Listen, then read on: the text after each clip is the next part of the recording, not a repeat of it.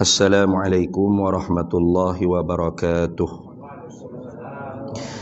Bismillah, alhamdulillah, wasyukrulillah ala ni'matillah, wala hawla wala quwwata illa billah.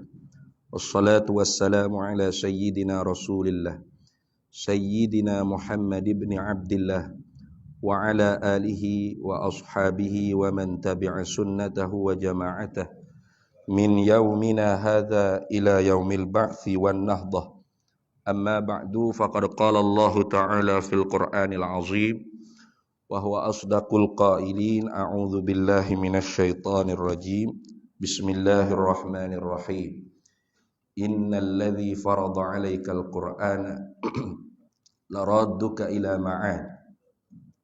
Sesungguhnya Allah Ta'ala lah Tuhan yang memfardukan ke atas engkau, hai Nabi Muhammad sallallahu alaihi wasallam, untuk melaksanakan hukum hakam Al-Quran, supaya engkau benar-benar dikembalikan ke tanah air engkau, yaitu Mekah Al-Mukarramah. Sadaqallahu maulana al-azim. Alhamdulillah, para hadirin semua, pada malam ninya sempurna kemerdekaan negara kita. Kita buat kuliah khah. Kalau kiranya hamba baru balik je daripada kemamek ni. Nah, tapi oleh kerana free sedang molek selalulah. Nah, dan sedang molek juga kitanya pada tanggal 31 Ogos tahun ini bertepatan dengan 2 Sopah. Nah, semalamnya 2 Sopah. Sama dengan pada tarikh kemerdekaan hak asal dulu. Nah, tahun 1957. Itu pun jatuh pada 2 Sopah juga. Jadi keistimewaan sungguhlah kali ini. Dia ulang 65 tahun. Baik. Tajuk yang dibuinya pada malam ni ialah peranan Syekh Abdullah Fahim dalam perjuangan kemerdekaan. Nah, jadi Syekh Abdullah Fahim ni inilah gambarnya. Nah, mana tak kenal lagi tu boleh kenal. Ini gambar kartun dia. Ini gambar hak original dia panggil. Nah, gambar hak original dia. Sebelum kita bicara tentang peranan Syekh Abdullah Fahim ni, nah, terlebih dahulunya kita kena tahu kenapakah ulama dulunya jual kemerdekaan. Nah, tidak duduk saja. Tidak duduk senyap ikut siapa dia mari tanah negara kita ni. Asal kata kita boleh makan, boleh minum, boleh berak, boleh kecimpuk, kita buci anak bini kita pupuk buci, selesai masalah. Dah. Nah, alim ulama kita dululah yang meniupkan semangat perjuangan untuk memerdekakan negara. Kerana mereka mempunyai satu semangat yang dipanggil semangat wataniyah. Nah, yang kalau kita terjemuh dalam bahasa Melayu dipanggil semangat kebangsaan. Semangat nasionalisme. Jadi sejauh manakah semangat nasionalisme atau kebangsaan ni diterima dalam Islam? Kerana sering kali kita dengar nasionalisme atau kebangsaan ni bukan daripada Islam. Ini daripada fikrah yang luar daripada Islam. Sebenarnya kenyataan seperti itu salah faham. Salah faham dari kerana membaca sejarah. Nah, faham nasionalisme daripada negara orang. Boleh jadinya kerana baca sejarah kebangsaan atau nasionalisme di tanah Arab. Di zaman ketika mana kerajaan Uthmaniyah ni hampir-hampir lumpuh. Nah, bagai-bagai cara orang kafir buat untuk menjatuhkan bapa orang Islam, iaitu kerajaan Uthmaniyah. Nah, maka salah satu daripada caranya ialah meniup semangat kearaban. Meniup semangat perkauman Arab. Dengan makna mereka orang Arab ni lebih layak untuk jadi khalifah berbanding dengan Uthmaniyah yang dikira sebagai orang ajam.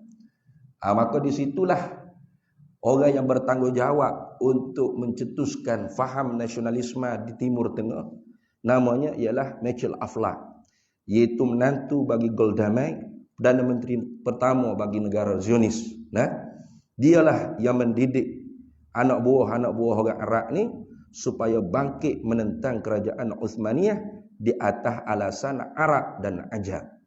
Maka tu nasionalisme yang ditimbulkan di Timur Tengah. Yang sebenarnya bukan itu maksud nasionalisme atau kebangsaan. Kalau kita tengok di dalam kitab-kitabnya disebut al-wataniyah, yakni kebangsaan atau nasionalisme itu definisinya. Ta'rifnya ialah ibaratun anil mahabbatil qaumi wal watani. Ibarat daripada tentang cinta kepada kaum dan tanah air. Cinta kepada bangsa dan tanah air. Maka cinta kepada bangsa dan tanah air ni tidak ditegah oleh Nabi kita Muhammad sallallahu alaihi wasallam. Nabi sallallahu alaihi wasallam pernah bersabda dalam satu hadis, "Laisa minna man da'a ila asabiyyati." Bukan daripada umatku mereka yang menyeru manusia kepada asabiyah. Yang terkadangnya orang kita terjemah asabiyah ni selalu dah kebangsaan, nasionalisme. Itu terjemahan yang kurang tepat. Ya sebenarnya asabiyah ni daripada ta'assub.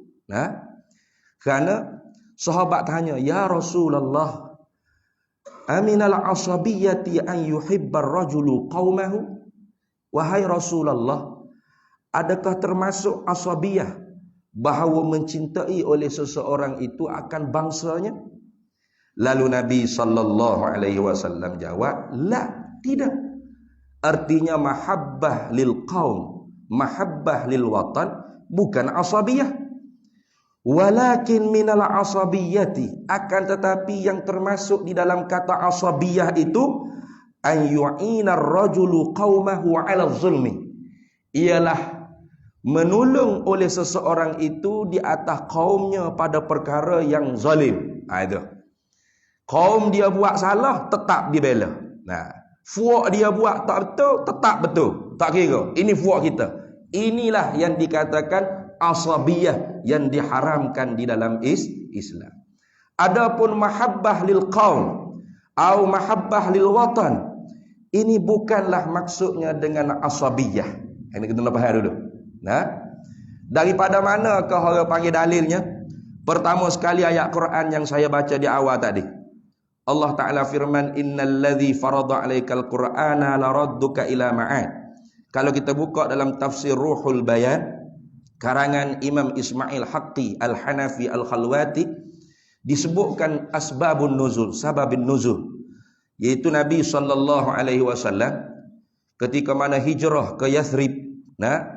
Satu ketikanya Rasulullah berhenti di satu tempat miqat yang bernama Juhfah atau Juhaifah. Satu tempat miqat yang bernama Juhfah. Lalu Rasulullah sallallahu alaihi wasallam menangis. Fanazala Jibril alaihi salam, maka Jibril turun. Atabki ya Rasulullah, mu menangis ke ya Rasulullah? Iya, Rasulullah kata. Atashtaqu ila baladika? Adakah kerana mu rindu kepada negerimu yakni Mekah Al-Mukarramah? Naam, iya. Karena Rasulullah sallallahu alaihi wasallam ketika mana Rasulullah nak musafir, nak hijrah tu, Rasulullah sayuk-sayuk nampak kota Mekah jauh hujung-hujung. Rasulullah kata, "Wallahi, demi Allah," di Hazwarah nama tempat dia tu, di daerah Hazwarah, nampak jauh dah, nampak Mekah tu hujung-hujung dah. Rasulullah kata, "Wallahi, demi Allah, innaki, sesungguhnya engkau wahai Mekah Al-Mukarramah, la khairu ardillah, ialah sebaik-baik bumi Allah Subhanahu wa taala. Wa ahabbu ardillahi ilallah, dan bumi Allah yang paling Allah Taala cintai engkaulah, hei Mekah Al-Mukarramah. Walaula anna qaumi, kalau tidak kerana kaumku, ukhrijtu minki, memaksa aku keluar daripadamu, ma kharajtu, nescaya aku tidak akan keluar daripada engkau, hei Mekah Al-Mukarramah." Ini menunjuk betapa cintanya Nabi kita Muhammad sallallahu alaihi wasallam kepada negeri dia sendiri, itu Mekah Al-Mukarramah. Lalu Jibril kata, "Ya Rasulullah, inna rabbaka yaqulu, sesungguhnya Tuhan engkau berfirman kepada engkau, innal ladzi farada 'alaikal Qur'ana laradduka ila ma'ad." Sesungguhnya Allah lah Tuhan yang memfardukan ke atas engkau, hai Nabi Muhammad sallallahu alaihi wasallam, untuk melaksanakan hukum hakam Al-Quran. Laradduka ila ma'ad, supaya engkau benar-benar dikembalikan oleh Allah ke negeri engkau, yakni Mekah Al-Mukarramah. Bila dengar ayat ni sebagai busyra, sebagai berita gembira daripada Allah Subhanahu wa taala, fatabassama Rasulullah sallallahu alaihi wasallam. Rasulullah pun senyum, tak menangislah. Nah, kenapa? Yakin bahawasanya nanti akan kembali balik ke negeri Mekah Al-Mukarramah. Bukan selama-lamanya Nabi akan tinggal tanah air dia. Lalu kata Imam Ismail Haqqi Al-Hanafi, dalam mentafsirkan ayat tersebut, dia kata, wa fi tafsiril ayati isyaratun. Di dalam menafsirkan ayat ini ada isyarah. Isyarah ini artinya i'lamun bi khafiyyin. Pemberitahuan daripada Allah dengan secara halus. Ila anna hubbal watani minal iman. Bahawasanya cinta kepada negara, cinta kepada tanah air itu ialah bahagian daripada iman. Wa kana alaihi salam, wa kana alaihi salatu wassalam. Dan adalah Nabi sallallahu alaihi wasallam yaqulu katsiran, banyak dia bersabda, al-watan, al-watan, al-watan. Negara, negara, negara, tanah air. Itu maksud. Jadi ini menunjuk kata bahawasanya faham mahabbah ilal watan, cinta kepada negara, ini memang daripada ajaran agama Islam. Lagi pula di dalam hadis yang sahih, dalam hadis yang diriwayat oleh Imam Al-Bukhari dan Tirmizi, Abdullah bin Abbas cerita bagaimana orang panggil perilaku Nabi kita Muhammad sallallahu alaihi wasallam terhadap Madinah pula. Tadi Mekah. Ka'anna Nabiyya sallallahu alaihi wasallam, kata Abdullah bin Abbas, bahwasanya Nabi sallallahu alaihi wasallam kana idza qadima min safarin, adalah Nabi apabila tiba daripada permusafiran. Nabi musafir ke mana-mana, balik musafir. Fa nazara ila judratil madinati, maka Nabi sebelum nak sampai ke Madinah, Nabi berhenti sekejap, Nabi tilik kepada tembok-tembok negeri Madinah. Awda'a rahilatahu wa in kana ala dabah. Lalu Nabi sallallahu alaihi wasallam akan memperdiamkan sekejap kenderaan dia kalau dia duduk di atas kenderaan.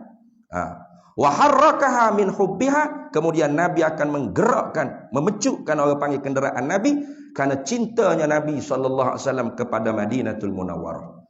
Jadi Nabi ni bila kelik musafir mana-mana, belum nak masuk kota Madinah, Nabi berhenti sekejap, tengok tembok Madinah. Tengok dengan emosional, dengan perasaan. Macam kita lah kelik kampung, gelik kapung jaga-jaga, tengok rumah kita membesar, sekolah tempat kita mengaji mula, berhenti sekejap tengok, gitu Nabi pun tengok tembok Madinah. Kalau Nabi duduk di atas kenderaan, Nabi berhenti sekejap. Kemudian Nabi menggerakkan kenderaannya. Kenapa? Min hubbiha, karena cintanya Nabi kepada Madinatul Munawwarah. Lalu kata Imam Amirul Mukminin fil Hadis Ibnu Hajar Al-Asqalani dalam kitabnya Syarah Fathul Bari, syarah bagi Sahih Al-Bukhari, dalam mensyarahkan hadis tersebut, kata Ibnu Hajar Al-Asqalani, wa fil hadisi dilalatun, di dalam hadis tersebut ada mempunyai dalalah, ada mempunyai dalil, pengertian.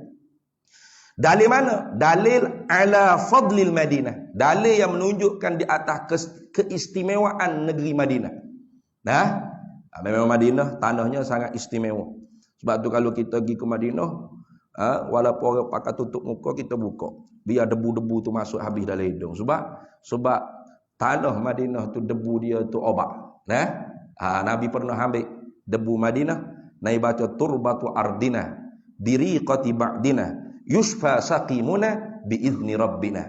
Nabi pernah berobat orang sakit, Nabi ambil tanah Madinah, Nabi baca turbatu ardina, bumi Madinah kami ni, biriqati ba'dina, bercampur dengan setengah air liur daripada kami, yushfa saqimuna, menyembuhkan penyakit di kalangan kami, biizni rabbina, dengan izin Allah Subhanahu wa taala. Itu maka sebab tu ulama kata disunatkan bila kita pergi ke Madinah, jangan duk tutup muka walaupun debu, biar buka pergi, niat sebagai obat. Sebab tahap tu ulama kata, kenapa? Lebihnya Madinatul Munawwarah.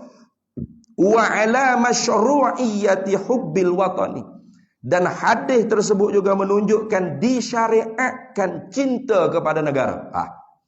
Disyariatkan semangat al-wataniyah, semangat kebangsaan, semangat nasionalisme itu disyariatkan, bukan daripada luar pahaman Islam, tidak. Memang asal daripada syariat Islam. Apa malah tu? Anda faham molek tu? Memang hak Islam dah aja. Cinta kepada negara ni memang hak Islam dah aja. Itu.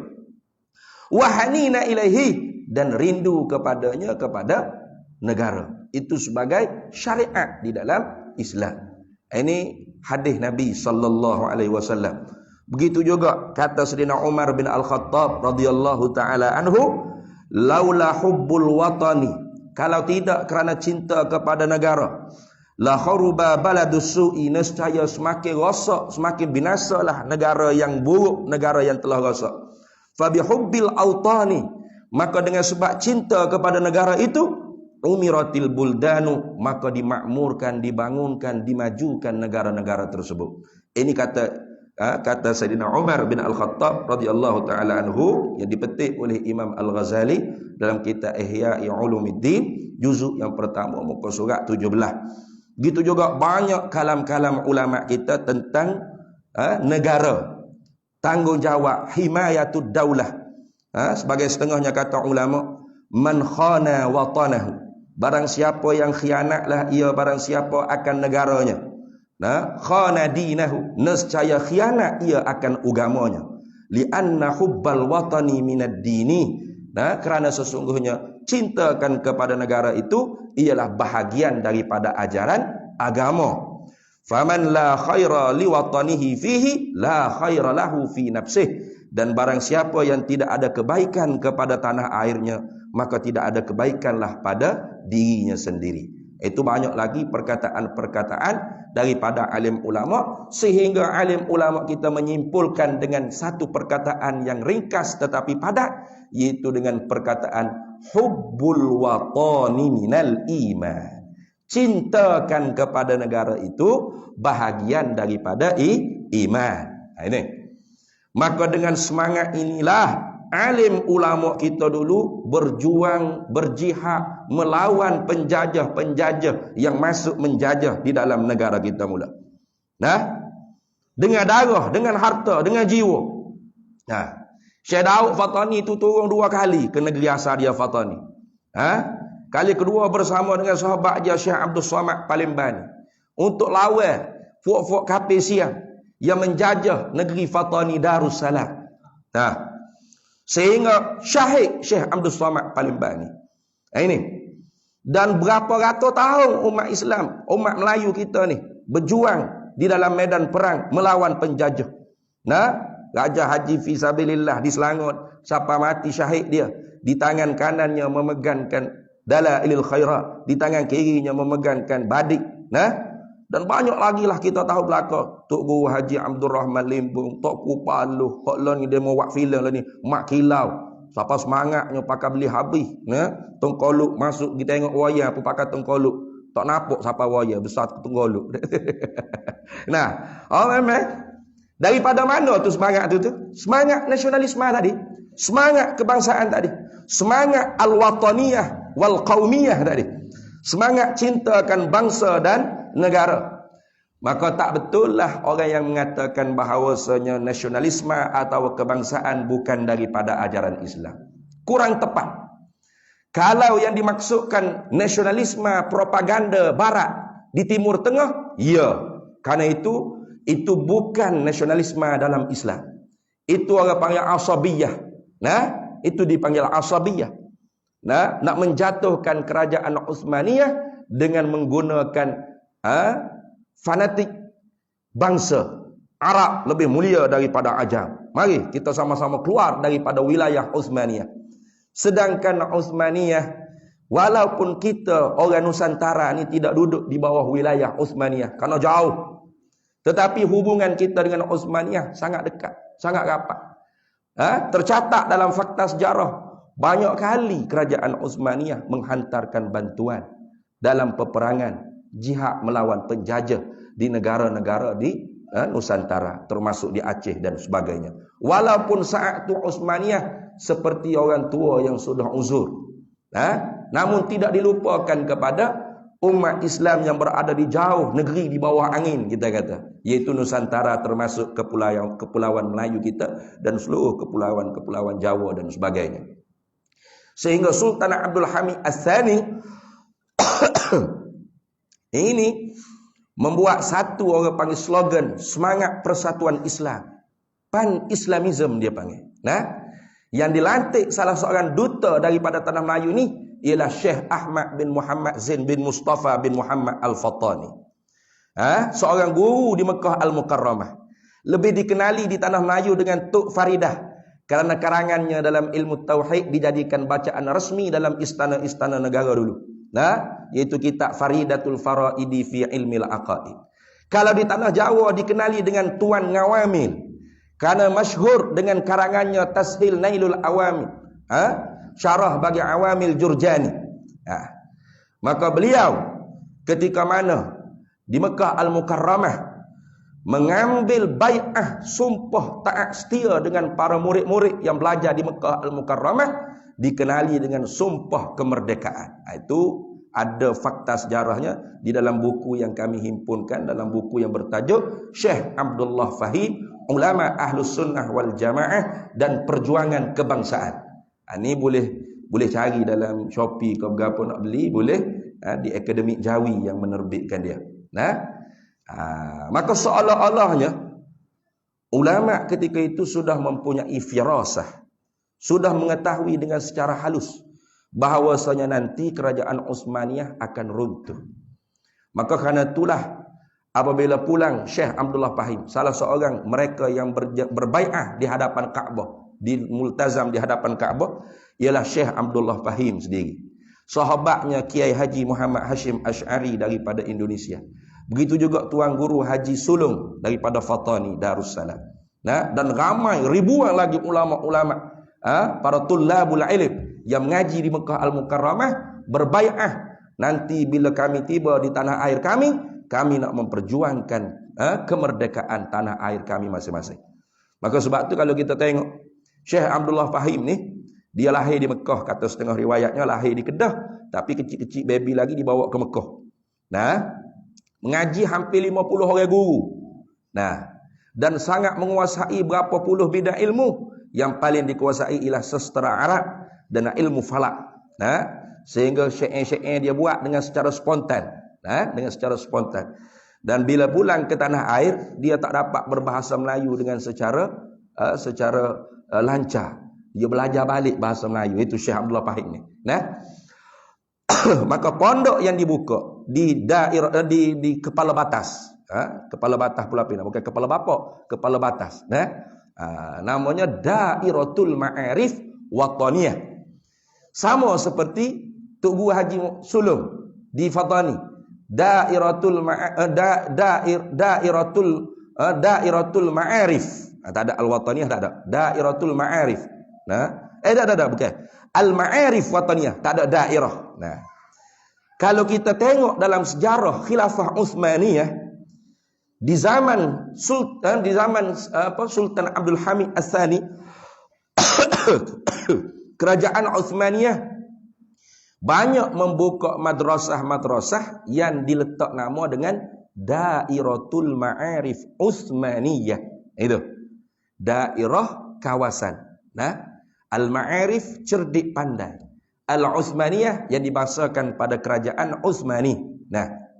Jadi nama yang diambil oleh Syekh Abdullah Fahim diletak kepada madrasah pondok dia tu ialah nama sekolah madrasah yang dibuat oleh Sultan Abdul Hamid Ats-Tsani kerajaan Uthmaniyah. Ini bahawasanya semangat kekhalifahan Uthmaniyah masih ada di dalam jiwa-jiwa para alim ulama ketika itu. Tetapi firasah memberitahu bahawasanya Uthmaniyah nanti akan jatuh dan bubar. Maka negara-negara seluruhnya seolah-olah menjadi ijma', menjadi negara nation state, dipanggil negara bangsa. Maka kerana itu tidak diletakkan Uthmaniyah, tetapi diletakkan Wataniyah. Itu satu bukti bahawasanya ulama kaum tua kita dulu memperjuangkan kemerdekaan. Sebab apa saya cakap gitu? Kalau para hadirin semua, ayah-ayah, cuba teliti di sekolah-sekolah buku sejarah, sekolah-sekolah anak kita. Begitu juga di universiti negara kita. Nah, bahkan pakar sejarah seorang perempuan, nama Datuk ke berapa tak ingat. Datuk lah, pangkat dah pangkat. Nah, dia sejarah, pakar sejarah Malaysia. Yang mengubah sejarah-sejarah, buku teks sejarah anak-anak kita.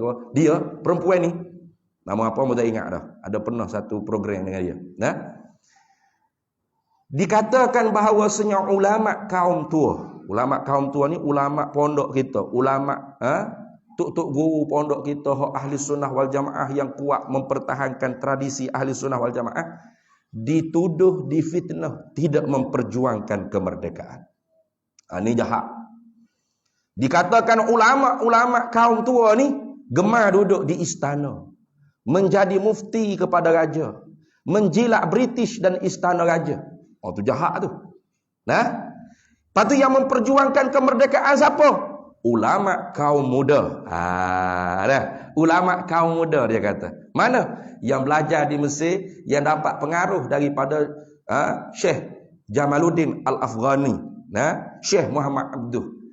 Padahal kalau kita teliti sejarah, Syekh Jamaluddin Al-Afghani ni ditangkap oleh Sultan Abdul Hamid Al-Thani dan dimasukkan penjara di Turki Osmaniyah dan mati dia di Turki Osmaniyah. Sebab apa? Sebab dia terlibat dalam nak menghancurkan kerajaan Osmaniyah, belok dengan khilafah Islamiyah pada ketika itu. Jangan main. Jadi yang memperjuangkan kemerdekaan tu bukan kaum muda sebenarnya bagi saya. Saya pernah berforum dengan satu sahabat ahli forum, panel forum ni, dia mewakili kaum muda.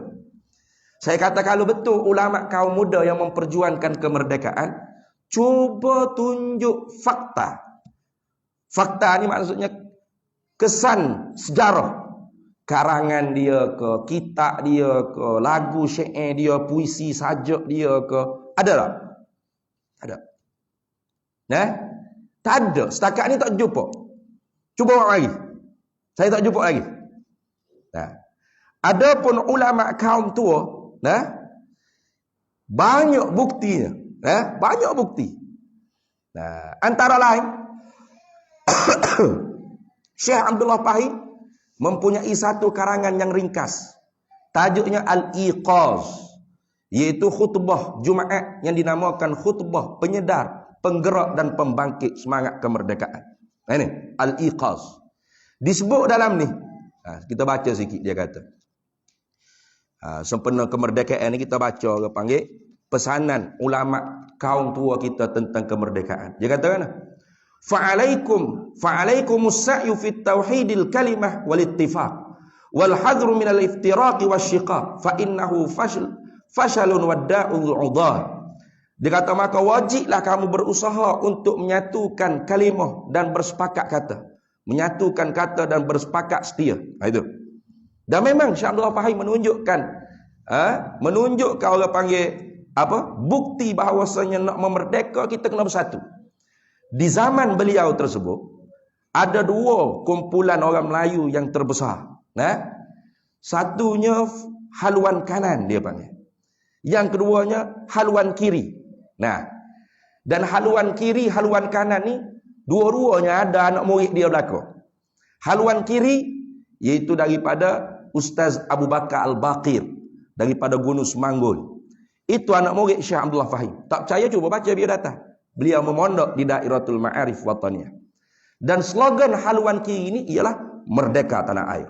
Merdeka. Itu slogan dia.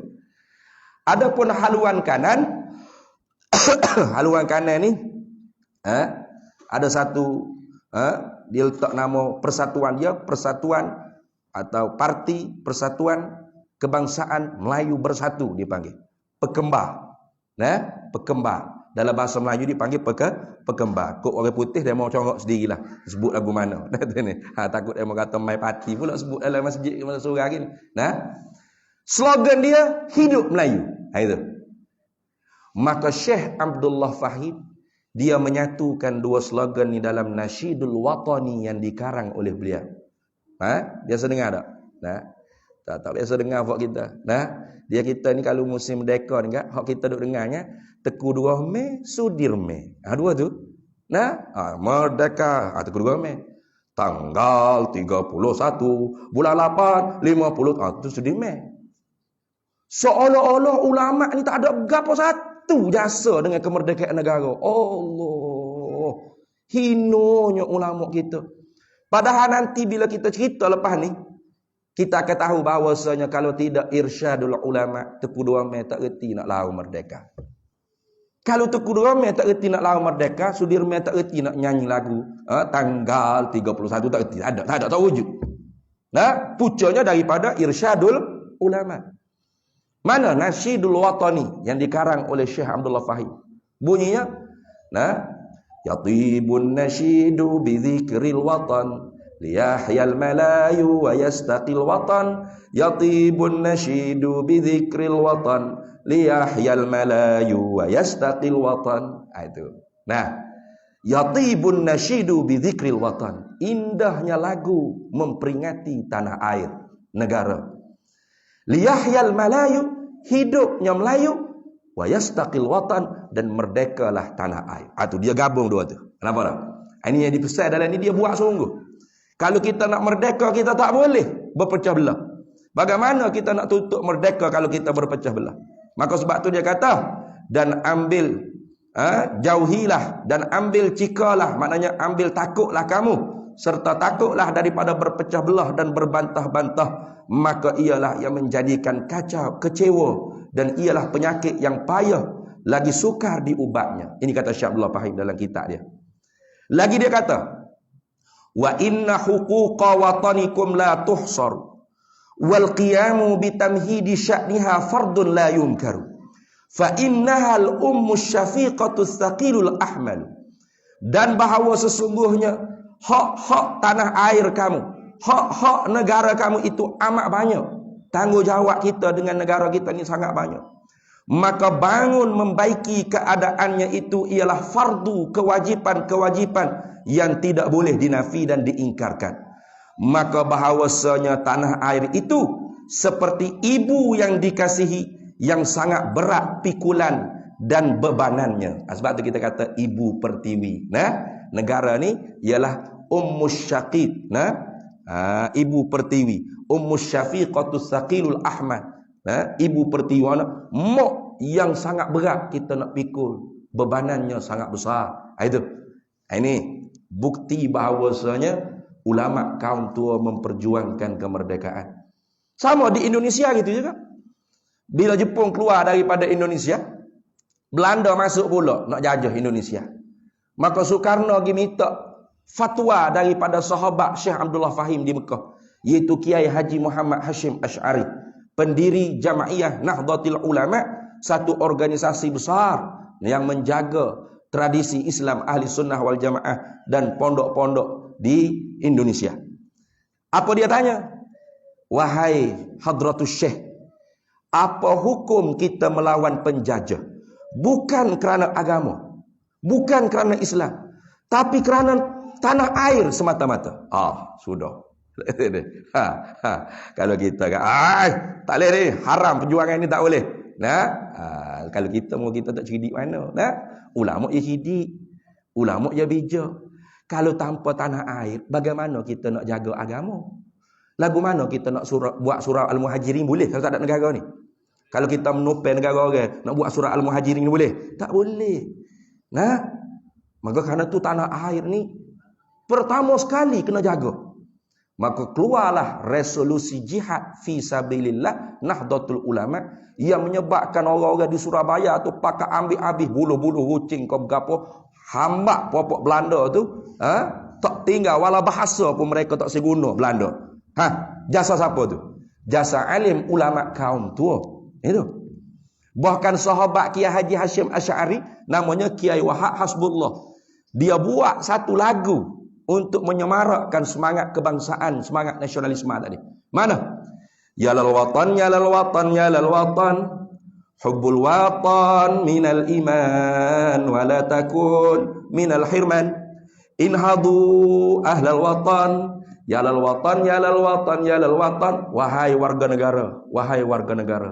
Hubbul watan minal iman. Cinta negara itu bahagian daripada iman. Jangan main-main. Nah, Wala takun minal hirman. Jangan takut. Jangan kamu duduk takut nak bangun nak lawan. Jangan. Inhadu, bangkitlah. Nahdah, bangkitlah. Yalal watan. Hei warga negara tanah air. Ini bukti fakta ulama kaum tua Ahlus Sunnah wal Jamaah yang memperjuangkan kemerdekaan. Jahat sungguh. Bahkan bila Indonesia merdeka, Syekh Abdullah Fahim ketika itu jadi mudir Madrasah Idrisiyah di Bukit Candan di Kuala Kangsar. Beliau mengumpul ulama-ulama kaum tua, para syekhul Islam, para mufti. Musyawarah. Oleh kerana negara adik-beradik kita sudah merdeka, apa kita tak nak merdeka seperti mereka? Maka pada malam tersebut tergubarlah satu nama undang-undang yang dipanggil Undang-Undang 99. Biasa dengar? Tak biasa dengar ini? Tak biasa dengar kita dah. Tak tahu kita ulama buat gapo dengan negara kita, perjuangan mereka lagu mana. Sehingga bila diketahui oleh British menghasut Sultan, kata bahawasanya Syekh Abdullah Fahim dengan alim ulama ni pakat untuk merepublikkan negara ni, untuk jumhuriahkan negara seperti Indonesia. Maka ketika tu Syekh Abdullah Fahim lari ke Kepala Batah, kembali ke pondok beliau sendiri. Itu bukti. Bahkan Tuan Guru Haji Abdul Rahman Merbuk ada satu puisi dia, ataupun lagu dia. Lagu dia ni lagu nak lawan nak lawan Malayan Union. Maksudnya ada Malayan Union. Lagu dia tajuk Bangsa Kami. Tengok. Ni fakta-fakta. Dia mau kata ulama kaum tua ni tak jual kemerdekaan, duduk tepek di istana jilat raja. Jahat. Tengok. Ini lagu Bangsa Kami yang dikarang oleh Tuan Guru Haji Abdul Rahman Merbuk, salah seorang sahabat juga kepada Syekh Abdullah Fahim. Dia kata mana? Bangsa kami Melayu handalan, hendaklah kita bersatu simpulan, menyatu kebangsaan ambil kawalan, kerana watan hidup berkekalan. Kalau bangsa kita tidak bersatu, bangsa yang lain kelak meluru. Hak kita mereka hendak melatu, akhirnya Melayu tidak bermutu. Bangsa yang lain semakin tumpah, mereka mendesak bertambah rapat. Hak kita mereka hendak mendapat, jikalah kita tidak bersatu cepat. Halaukanlah Inggris durjana, di tanah Melayu membuat pesona. Anak watan kita dah hidup merana, di negeri sendiri kitalah dihina. Hapuskan Malayan Union, hapuslah segera, kembalikan Sultan ke atas takhta. Daulatlah raja, daulatlah negara, semoga hidup tidak sengsara. Hidup Melayu merdeka-merdeka, janganlah lalai, janganlah leka. Korbankan jiwa, pertahankan pusaka, bangsa Melayu ditimpa malapetaka. Ini bukti tu. Dengan lagunya, dengan syairnya, dengan puisi, dengan pantun, dengan kitabnya, berapa. Tak cukup lagi ke? Ini satu lagi bukti kata bahawasanya ulama kaum tua memperjuangkan kemerdekaan kebangsaan, semangat nasionalisme, semangat memerdekakan negara. Ini karangan Tuan Guru Haji Ahmad Hashimi, anak murid Syekh Abdullah Fahim. Tajuknya Panduan Bangsa. Panduan Bangsa. Salah satu bab yang diletak di dalam kitab dia, yang asal kitab Jawi ni, tapi dirumikan. Asal kitab dia gini. Ni asal dia. Tapi oleh kerana ramai kita ni tak boleh baca Jawi, kita bukan Bani Jawi dah kita ni, Bani Rumi ni. Orang Rom buat kita ni. Maka inisiatifnya dibuatkan cetakan baru letak bahasa Rumi. Salah satu tajuk fasal dalam kitab Panduan Bangsa ni tajuknya kebangsaan. Jangan main. Kebangsaan. Bahkan di dalam ni dikatakan maka sangat dikehendaki pada mana-mana umat, istimewa umat-umat kita Melayu, hendaklah membanyakkan penuntut-penuntut yang berbudi pekerti dengan perangai yang elok yang telah ditanamkan di dalam hati mereka dengan satu tanaman yang telah masyhur, iaitu hubbul watani minal iman. Allah. Ini. Mari pakar sejarah Malaysia terkini sensasi. Nya beda kata ulama kaum tua tak jual kemerdekaan. Tapi oleh kerana tak boleh nak buat langsung fakta sejarah, Masuklah juga sikit dalam buku sejarah anak-anak sekolah kita. Siapa?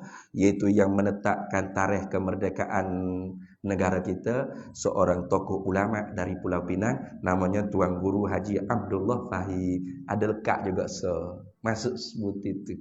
Nah, maka kita pun setakat letak tarikh apa sangat.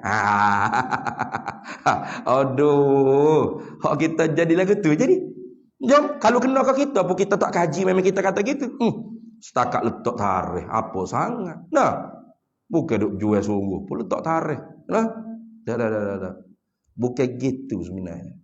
Nah, boleh saya katakan A sampai Z nak dapat merdeka tu ialah Syekh Abdullah Fahim dan ulama-ulama sezamannya. Bahkan nama negara kita berubah beberapa tahun kemudian, diisyarahkan oleh Syekh Abdullah Fahim. Diisyarahkan. Sebab kemarin ada orang komen di video forum kemerdekaan kemarin. Dia kata, merdeka 31 Ogos ni hak tanah Semenanjung Melayu je. Nah, Sabah Sarawak tak masuk. Nah, itu kurang mengetahui sejarah. Nah, berubah nama kita Tanah Melaya ni kepada Malaysia, itu juga diisyaratkan oleh Syekh Abdullah Fahim kepada Tunku Abdul Rahman. Nah, dia kata mana? Nanti beberapa tahun. Berapa tahun lepas merdeka? Kamu tak ingat? Sebab Syekh Abdullah Fahim sebut tepat tu. Tepat. Dengan tahun tu berapa tu sebut tepat. Ambo yang tak ingat. Nah, berapa tahun lepas merdeka, negara kita akan berubah nama. Maka ketika itu, saudara kembar kita mula tidak senang hatinya. Itu Indonesia. Maka buat bangsa Melayu jangan jangan bahasa kita sekarang, jangan terprovokasilah, jangan meleting nak marah. Dibacakan 2 bait syair ni dalam perhimpunan orang Melayu. Mana? Liyahyal Malayu wal Malaya wa yastaqil Indonesia wal Malaya tau amani. Hiduplah Melayu dan tanah Melaya, merdekalah Indonesia dan tanah Melaya, 2 adik-beradik kembar. Dan benar-benar berlaku. Bila masuk Sabah, Sarawak, Singapura, nama negara kita Tanah Melayu ataupun Tanah Melaya tu berubah kepada Malaysia. Itu. Artinya siapa akhir, walaupun beliau tak sempat dengan berubahnya Malaysia, berubahnya nama ke Malaysia, dia tak sempat. Nah, Syekh Abdullah Fahim wafat dah. Tetapi ditinggalkan isyarah dan benar-benar berlaku, diakui oleh orang-orang yang dapat melihat peristiwa tersebut. Maka apakah peranan Syekh Abdullah Fahim? Banyak peranan. Dari segi pendidikan tadi, diletakkan nama madrasah Dairatul Ma'arif Wataniyah. Wataniyah itu makna kebangsaan. Nah, maknanya pondok kebangsaan. Pondok dulu ada kebangsaan. Bukan sekolah kebangsaan, sekolah menengah kebangsaan, sekolah rendah kebangsaan. Dah. Pondok dulu kebangsaan ni. Bahkan kalau kita pergi ke Kelantan, pondok-pondok di sana tidak dikenali dengan nama pondok dia. Macam tempat mau mengaji namanya Madrasah Ad-Diniyah Al-Bakriyah. Madrasah Ad-Diniyah Al-Bakriyah. Tapi orang tak kenal apa Madrasah Ad-Diniyah Al-Bakriyah, tak kenal. Orang lebih kenal pondok Pasir Tumbuh. Pondok Gelang Emas. Pondok Lubuk Tapoh. Pondok Berangan. Pondok dikenal dengan tempat tanah air yang mereka binakan pondok tersebut. Itu menunjuk kata bahawasanya ulama-ulama dulu memang semangat, benar-benar semangat wataniyahnya. Adapun di seberang perai ataupun di Kepala Batah, oleh kerana terlalu banyak sangat madrasah, pusat ilmu ketika itu, maka tidak dikenali dengan pondok Kepala Batas atau pondok seberang perai, sebab terlalu banyak. Maka diletakkan namanya Wataniyah. Itu. Ini supaya anak bangsa ni bangkit untuk memperbaiki nasib bangsa sendiri. Itu. Kemudian ketika mana tahun 1957, bila nak masuk 1957, Syekh Abdullah Fahim kata, Amul khair atana. Amul khair atana. Tahun yang baik telah tiba kepada kita. Itu tahun yang sepatutnya kita boleh kemerdekaan. Maka sebab tu, sebelum tu, orang-orang Melayu ni nak perang pula dengan British. Nak perang pula dengan British. Sa'dun Jubir ketika tu minta izin dengan Syekh Abdullah Pahit. Tok Guru bagi izin. Kami nak lawan pula, nak bertumpah darah pula. Ulama ni dia fikir panjang. Dia fikir panjang. Sebab tumpah darah ni tak berhenti sejak beratus tahun dah. Kita tak mampu. Maka di dalam Islam pun sendiri,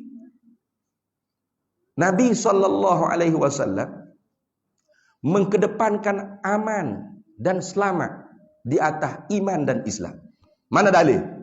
Dalilnya tiap-tiap masuk bulan yang baru, Nabi dan para sahabat berdoa. Diriwayatkan dalam kitab Mu'jamul Kabir At-Tabrani, kana ashab Rasulillah an Abdullah bin Hisham. Diriwayatkan daripada Abdullah bin Hisham, kana ashab Rasulillah sallallahu alaihi wasallam, adalah sahabat-sahabat Nabi sallallahu alaihi wasallam, yata'allamu hadha ad-du'a kama yata'allamul Quran ma'an Nabi sallallahu alaihi wasallam idza dakhalatis sanata aw asy-syahr. Para sahabat Nabi dengan Nabi ni apabila masuk bulan baru, tahun baru, mereka akan baca doa ni. Beramai-ramai. Mana doanya? Bunyi doanya, Allahumma adkhilhu alaina bil amni wal iman wa bis salamati wal islam wa ridwani minar rahman wa jawazin minas syaitan. Ya Allah Tuhan, masukkan bulan yang baru kepada kami ini dengan keamanan dan keimanan. Tengok. Dengan keselamatan dan keislaman. Dengan keredaan Tuhan yang Maha Rahman, Maha Kasih Sayang. Dan jauhkan kami daripada tipu daya syaitan. Maka ulama kata, kenapa Nabi tidak berdoa? Allahumma adkhilhu alaina bil imani wal amni wa bil islami was salamati. Dengan iman dan aman, dengan Islam dan selamat. Maka keluarlah satu kaedah dia panggil. Iaitu apa kaedahnya? Al-amnu qabla al-iman. Al-amnu muqaddamu 'ala al-iman. Was-salamatu qabla al-islam atau muqaddamu 'ala al-islam. Wal insan qabla at-tadayyun. Itu. Al-amnu. Apa al-amnu? Iaitu keamanan. Bukan amno. Al-amnu makna keamanan. Itu sebelum daripada bicara tentang iman. Sebab tu Nabi beri izin Ja'far bin Abi Talib bawa sahabat pergi hijrah ke Habasyah. Apa? Nak keamanan. Bahkan kita sambut ma'al hijrah itu. Bulan Muharram. Pada hari hijrah, ni akhir Safar baru berlaku hijrah. Sebab apa? Sebab Nabi pasang niat nak hijrah pada Muharram. Kenapa? Kerana semangat bai'ah yang kedua tu ramai orang daripada Yathrib berbai'ah dengan Nabi. Kalau Nabi pergi ke Yathrib, kami nak taat setia, sam'an wa ta'ah. Iaitu Nabi jadi pemerintah di Yathrib. Itu. Maka semangat Nabi. Bila Nabi jadi pemerintah, pasti dah Nabi akan bawa keamanan, kesejahteraan. Kerana nama agama sendiri nama Islam. Salama yaslumu salman wa silman wa salamatan. Arti negara selamat, negara aman, negara damai. Sebab tu Nabi bila pergi ke Yathrib, Nabi ubah nama Yathrib, Nabi ubah kepada Madinatul Munawwarah. Cuba tengok. Ini cara Nabi berpolitik. Nabi tidak letak nama Daulah Quraisyiyah wal Arabiyah. Negara Arab, negara Quraisy. Nabi tak letak itu. Padahal boleh ya.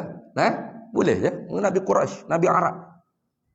Nabi tidak guna sentimen bangsa dalam berpolitik negara.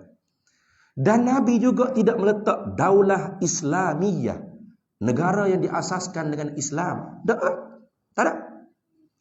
Ulama yang kemudiannya mengatakan dalam kitab, Daulah Islamiyah yang pertama didirikan ialah Madinatul Munawwarah oleh Nabi SAW.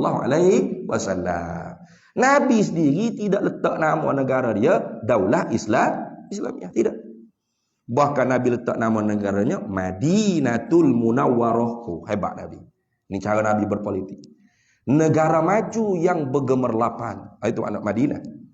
Yakni Nabi mengharapkan setiap muwatin, setiap warga negara Madinah yang berbilang bangsa, agama, suku kaumnya. Sama juga. Bukan Malaysia saja majmuk.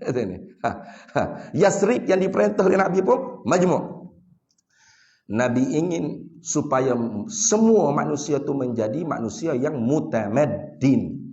Manusia yang membina peradaban, kemajuan diri. Sebab dengan kita membina kemajuan diri kita, itu hasilnya untuk negara. Itu. Maju bangsa, maju diri kita, maka majunya negara. Nah, kerana negara dengan rakyat ni dia gini. Satu untuk ramai, ramai untuk satu. Gitu.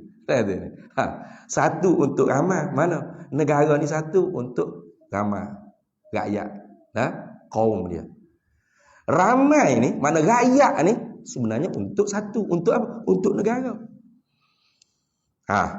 Sebab tu hadis orang tasawuf duk baca semua. Ala inna fil jasadi mudghah idza saluhal jasadu kullu wa idza fasada jasadu kullu. Ala wajal qalb. Oleh ulama-ulama siasah, ulama-ulama politik boleh ditafsirkan mengikut politik. Mana? Iaitu alam semesta dengan kita. Kita ialah jantung bagi negara kita. Kita ialah jantung bagi negara. Kita jantung bagi alam. Kita jantung bagi negara kita. Kita jantung bagi tanah air kita. Kita pula ni ialah negara bagi jantung kita. Kita pula ni ialah alam bagi jantung kita. Kita pula ialah tanah air bagi jantung kita. Betul tak? Betul. Baik tak baik negara ni, maju tak maju negara ni, hebat tak hebat negara ni, terletak pada hati-hati kita manusia itu sendiri. Itu. Sebab apa negara kita sudah tidak seperti dulu? Sebab hati-hati. Pelabur-pelabur pergi ke Indonesia banyak lah ni. Dak main ke negara kita, bukan macam dulu lah. Dah apa? Dah negara kita lagu ni. Negara kita lagu ni. Asabiyah kuat. Asabiyah ada ni. Asabiyah tadi, antu'ina akhaka 'ala zulmi. Mutulus saudaramu di atas perkara yang zalim. Itu bukan cara Nabi sallallahu alaihi wasallam. Dan Nabi berjaya membawa negara Yasrib benar-benar menjadi negara yang bertamadun. Yang manusia di dalamnya membina peradaban. Mutamaddin. Betul? Nabi menyatukan semua kaum di dalam satu perlembagaan Madinah. Wasiqah Madinah dia panggil. Mana? Nabi kata, Bismillahirrahmanirrahim. Hadza kitabu Muhammad. Ini ketetapan daripada Nabi Muhammad sallallahu alaihi wasallam. Innal muslimuna min Quraisy. Sesungguhnya orang Islam daripada muhajirin Quraisy. Wal muslimuna min Yathrib. Dan orang Islam yang asal peribumi Yathrib.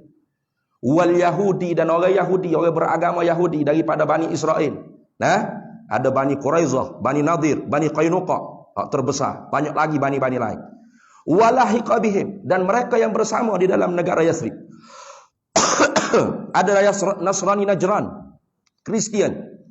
Ada orang Arab yang belum masuk Islam. Ada.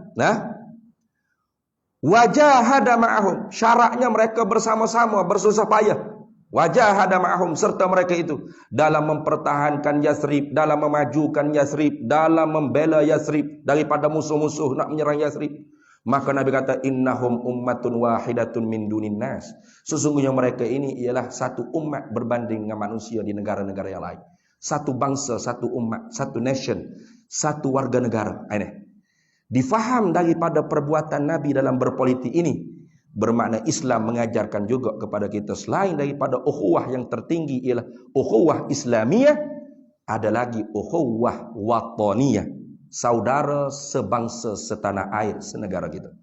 Itu. Hak tinggi sekali ukhuwah Islamiyah tu paling tinggi, tu Islam ya'lu wa la yu'la alaih. Kita ukhuwah Islamiyah pun tak lepas lagi. Betul tak? Jumpa sama Islam je muka keruk, cemung tengok dah. Mau parti ke apa? Tanya parti dulu. Kita parti payung ya. Parti payung? Oh sama, baru senyum. Baru senyum bila sama parti. Wilah. Artinya parti ya'lu wa la yu'la alai. Kita ni gitu. Hak Nabi ajar Islam ya'lu wa la yu'la alai. Islam hak tinggi, tak ada lebih tinggi pada Islam. Maknanya walau dia bukan senegara dengan kita, walau dia bukan sebangsa dengan kita, tetapi dia satu sama dengan agama kita, maka dialah saudara kita yang paling tinggi yang patut kita jaga kehormatannya dan sebagainya. Itu. Tetapi adakah bila dia bukan seagama dengan kita, kita boleh katok dia, sepak dia? Tak boleh ke? Musuh dia tak boleh. Lepas tu Islam ajar ukhuwah wataniyah, saudara senegara. Itu. Pak, kalau dia tidak seagama, tidak senegara, berbeza negara, boleh kita musuh dengan dia? Tak boleh. Islam mengajarkan kita ukhuwah insaniyah, saudara semanusia. Itu. Nabi satu hari duduk dengan sahabat, tiba-tiba aja jenazah Yahudi lalu. Nabi bangun. Sahabat bangun. Bila tengok Nabi bangun, bila Nabi SAW duduk, sahabat tanya, ya Rasulullah, bukankah hak kita bangun tak di jenazah ke Yahudi? Pasal apa kita kena bangun? Orang Yahudi itu ya Rasulullah. Rasulullah kata, bukankah orang Yahudi juga orang manusia? Tengok. Islam mengajarkan kita mempunyai ukhuwah insaniyah, saudara semanusia. Dan Islam tidak mengajarkan permusuhan di atas nama agama dan bangsa, melainkan satu saja boleh kita buat musuh. Apa Ustaz? Kalau tengok apa? Sebab ia Cina tu. Mana boleh gitu? Bukan ajaran Islam gitu. Sebab Islam suruh kita kasih sayang. Ya ayyuhan nasu inna khalaqnakum min zakarin wa untha wa ja'alnakum syu'uban wa qabaila lita'arafu. Itu bukan hijab Islam gitu. Bukan. Atau jumpa lalu kau batukih nak pergi bong rasa. Bukan itu cara Islam tu, bukan. Bukan. Dalam Quran kata wala tasubbul ladzina yad'una min dunillah fayasubbullaha adwan bighairi ilmi. Jangan kamu mencaci maki orang yang menyembah selain pada Allah. Jangan mencaci maki. Sebab tu Syekh Abdullah Fahid kata jangan bertumpah darah. Dahulukan kesejahteraan. Selagi mana kita boleh merdeka dengan aman itu mesti didahulukan. Maka bila tu amul khair atana, tahun yang baik akan datang ni. Tahun 1900 di ziarah di pondok tu atas tangga tu ustaz. Tu kedua mai duduk, berapa jam pun duduk nak tunggu untuk guru keluar, nak dengar nasihat, nak minta nasihat. Itu. Orang zaman dulu rojok tok guru rojok tok guru. Lah ni dak dah. Tok guru dia mau pergi kepada London, pergi ke London. Bicara negara ni dengan aman tanpa tupuh titik-titik pun darah. Jangan. Itu kalau terpaksa barulah darah kita boleh kita tumpah. Kalau dapat dengan aman dulu. Kena pergi di London tok guru ni. Nak pergi macam mana duit tak ada tok guru. Bukan lundai. Ahmad Al-Badawi itu ayah kepada Perdana Menteri kita, Tun Haji Abdullah bin Tuan Guru Haji Ahmad Al-Badawi bin Tuan Guru Haji Abdullah Fahim atau bin Ibrahim. Sebenarnya Syekh Abdullah bin Ibrahim, tapi dikenali dengan Fahim kerana dia sangat faham, sangat cerdik, sangat cerdas, ataupun kerana Pok Heng, nama ayah dia Pok Heng. Tok Guru kata jangan pergi dengan flight, jangan pergi dengan pesawat, pergi dengan kapal layar. Ini sejarah ni tak ada dalam buku sejarah Malaysia ni. Sebab apa? Sebab pakar sejarah kita kata ulama kaum tua tidak memperjuangkan kemerdekaan. Tak ada. Tapi semuanya ambil daripada buku ni. Buku ni sampai Pak Allah yang terbit. Ada daripada perangai yang disukai oleh Tuhan Ar-Rahman. Sebab apa? Di dalam kapal layar tu bila mu duduk, mu berbincang bagaimanakah undang-undang hak kita nak pakai lepas merdeka. Kalau mengikut alim ulama, nak kekuatan mahkamah syariat kita, hak yang tiba. Itu letih penat kita. Kalau apa-apa kes berlawan di mahkamah syariat, menang. Tapi kalau dia akak pula kes tu di mahkamah sipil, kalah pula kita. Allah, lemah kita. Hak ni pula tanggungjawab kita. Tanggungjawab tu untuk guru dulu selesai. Lagu tu boleh nak booking kapal layar dah ni. Nanti dulu Tok Guru ayat. Jangan duk pergi dengan hak Melayu saja. Kena bawa ratik Cina dengan India pun. Kena bawa ratik. Itu Tok Guru. Kalau pak ni bersatu, pak, kita boleh cekang orang panggil British ni. Tu ada dalam buku ni. Dia isyarat. Bukan dilukis, ditulis oleh anak dia Tok Guru Haji Ahmad Al-Badawi. Isyarat daripada siapa tu? Tok Guru. Tok Guru suruh. Oh lagu tu. Baru boleh. Kerana manusia binaan Allah. Lebih Al-Aqsa. Kaabah, Masjidil Haram, Masjidil Aqsa kalau runtuh boleh buat lagi. Manusia kalau mati, manusia mana boleh hidup manusia? Boleh? Tu ni. Tu cara faham alim ulama dulu. Nah? Maka bawa lah India, Cina, bawa dengan Papua asal ni. Keluar daripada Persatuan Islam Setanah Melaya, dia masuk Parti Negara. Lepas tu dia buat pula Parti Nahdlatul Ulama Melaya pada 18 November 1956 di Perak. Sebab apa? Sebab sebelum tunya Syekh Abdullah Fahim apabila tertubuhnya Persatuan Setanah Melayu, ketua yang pertama. Nah, maka masa tu berlaku perselisihan di antara isu kaum muda kaum tua yang menyebabkan berhimpungnya alim ulama kaum tua buat muktamar di Pondok Dairatul Ma'arif Wataniyah untuk menjawab isu-isu khilafiyah yang dibangkit oleh fuak-fuak kaum muda di dalam persatuan karah tersebut dengan nama Nahdlatul Ulama, diringkas menjadi Naam. Nah, kenapa? Karena Syekh Abdullah Fahim dia kagum dengan hasil perjuangan sahabat dia di Indonesia, Kiai Hashim Asy'ari, yang berjaya mempertahankan kemerdekaan Indonesia dan berjaya menghalang kerajaan Saudi daripada meruntuh. Bukan parti dah, NGO. Apa tujuannya? Untuk mengembalikan balik orang panggil pemikiran atau manhaj perjuangan Syekh Abdullah Fahim dengan ulama-ulama kaum tua pada zaman tersebut. Jasa-jasa dia. Nah, sebagaimana kaedahnya al-muhafazatu 'alal qadimis salih. Jaga apa yang ditinggal oleh orang tua-tua dulu yang baik-baik. Pancasila. Republik. Nah, agama rasmi 6. Islam, Kristian, Katolik, Hindu, Buddha, Konghucu dan anisme kepercayaan pribumi asal. Tapi walaupun begitu, dia ada RUU pondok pesantren. Jangan main. Kuliah tasrih mengarut-mengarut orang akak jadi itu. Dia buka pondok, asal duit ada. Bahaya tu. Tak ada satu sistem. Malu kita dengan Indonesia. Nah, yang kedua Fatani Darussalam. Fatani Darussalam masih di bawah jajahan takluk Siam Thailand, bukan negara Islam. Nah, sedih kita sedih. Jadi tujuan kita hidup tu untuk itu, tujuannya pendidikan dan sosial, bukan politik kepartian. Sebab Tok Guru Haji Fuad Hasan ni pada tanggal 18 November 1900 Nahdlatul Ulama Melaya. Dan dia jumpa Syekh Abdullah Fahim minta masuk. Syekh Abdullah Fahim kata cukup, bangsa Melayu ni berpecah. Dua, kita hilang kekuatan walaupun kita punya kuasa. Itu Pak Allah Badawi sendiri sebut kamu. Itu. Maka Syekh Abdullah Fahim dengan beberapa tanah Melayu. Yang kedua, raja-raja ketua bagi agama. Yang ketiga, orang Melayu mesti didefinisikan dengan Islam. Itu. Yang keempat, kapal layar, siapa kelanda, takdir Allah Ta'ala boleh merdeka sungguh.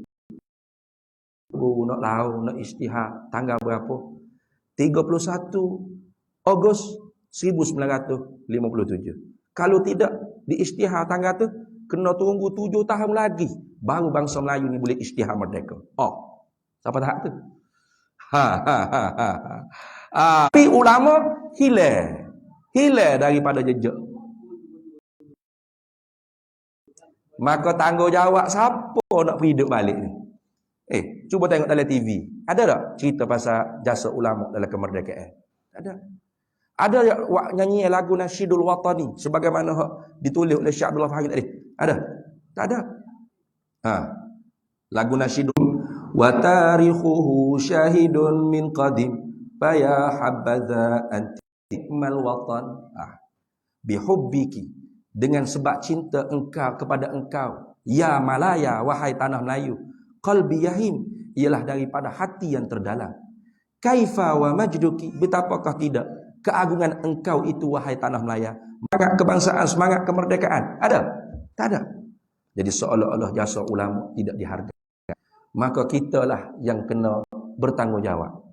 Selain daripada mengisi kemerdekaan negara kita, dengan perkara-perkara yang membawa negara kita maju ke depan dari segi ekonominya, pendidikannya, dan agama spiritualnya. Sedihnya, banyak saya pergi kuliah, saya tanya, kenal tak Syekh Abdullah Fahim? Ngiling kepala. Macam Syekh Yusuf Qaradawi pula orang Melayu. Salah kau Ustaz? Tak salah. Syekh Yusuf Qaradawi tak salah, kita kenal. Dia ulama juga. Tapi apa yang kita boleh kenal hak luar, hak dalam kita lupa. Asal usul kita lupa. Duk ambil hak luar. Tak ada. Orang Islam punya tanggungjawab dua. Himayatuddin wad daulah. Menjaga dan menjaga negara. Bukan jaga agama saja. Himayatuddin, menjaga agama. Satu, kena jaga agama. Kemudian yang keduanya, himayatud daulah, menjaga negara. Karena kalau tanpa negara, bagaimana kita nak mempraktik agama kita? Nak jaga iman kita? Boleh deh? Sabar sekejap deh. Tak jumpa cari dah weh. Main banyak sangat ni gini. Sudah tak jumpa. Bahawa orang bangsa Melayu peringkat ke bawah hingga peringkat ke atas, awam-awam, qadi-qadi, ulama-ulama, menteri-menteri hingga raja-raja, sekalian mereka itu bermazhab dengan mazhab al-Imam Asy-Syafi'i ijma'an. Tiada seorang pun yang bermazhab Badrai dan lainnya. Usuluddin anan Imam Abil Hasan Al-Asy'ari diambilkan daripada syuruh, segala syarah-syarah, dan hawamish, segala hawashi, segala nota kaki Ummil Barahin bukan Ummu Ibrahim Ummil Barahin, dan Jauharatit Tauhid, mustambat daripada Al-Quran dan hadis yang dihalusi dan ditapis oleh ulama ajilla, ulama-ulama yang hebat-hebat. Diamal dengan dia sudah lebih daripada 1000 tahun dan diterjemah kepada bahasa Melayu beratus-ratus tahun. Nasihatun, satu nasihat, supaya jangan berpecah belah oleh bangsa Melayu sendiri. Sekarang pada kitab Hadiyur Rasul yang mukhtasar daripada kitab Hadiyul Ibad Ibnul Qayyim Al-Khariji, maka Ibnul Qayyim dan segala kitabnya ditolak oleh ulama ahli sunnah wal jamaah. Tuan-tuan bangsa Melayu, jangan tertipu daya hasutan mereka itu. Dikeluarkan hukum-hukum yang tidak terpakai dalam mazhab Syafi'i, dan fatwa mereka itu adalah fatwa mereka itu sunnah wal jamaah yang telah dibawa daripada 1000 tahun ke Melayu ni beratus tahun, iaitu akidah kita Asy'ariyah wal Maturidiyah, mazhab kita Syafi'iyah, dan meraihkan mazhab Hanafi, dan tariqah tasawuf kita mengikut Syekh Junaid Baghdadi atau Imam Al-Ghazali. Ini dipesan oleh Syekhul Islam Malaya kita, Tuan Guru Haji Abdullah Fahim. Begitu juga amanat Syekh Abdullah Fahim tentang bangsa. Katanya Syekh Abdullah Fahim kerana bangsa. Tetapi orang Melayu ini wajib berjuang kerana bangsa. Islam menerima kebangsaan, tetapi kebangsaan tidak boleh menolak Islam. Ini amanat dia. Orang Islam perlu memperbaiki perselisihan. Kalau orang Melayu beragama mengkhianati bangsa, negara dan agama, Allah akan gantikan bangsa lain yang beragama Islam untuk menjaga tanah air mereka. Sesiapa yang berjuang dengan nama Allah dan niat yang baik, senantiasa dalam redha Allah. Sesiapa yang lupa niat, khianat dan tamak, akan pondok Syekh Abdullah Fahim sendiri. Lalu dua buku ni insya-Allah Kalau dalam buku tu dia ada orang panggil kitab ni. Dengan kitab ni kita masuk habis dah. Nah, kitab ni khutbah Syekh Abdullah Fahim. Saya kalau boleh setiap 31 Ogos ni, kalau bolehnya seluruh negara baca balik wasiat ni. Khutbah ni. Ni khutbah Jumaat ni. Matakum rijalan wa nisaan 'alal khisalil hamidah, dan didiklah bangsa kamu laki-laki dan perempuan minal ajanibi yantahikul hurumati bila mubah.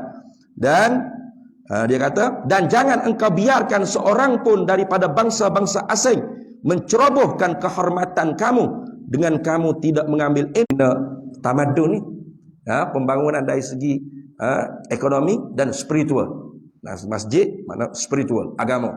Nah, jalan-jalan perusahaan, ini dia panggil ekonomi.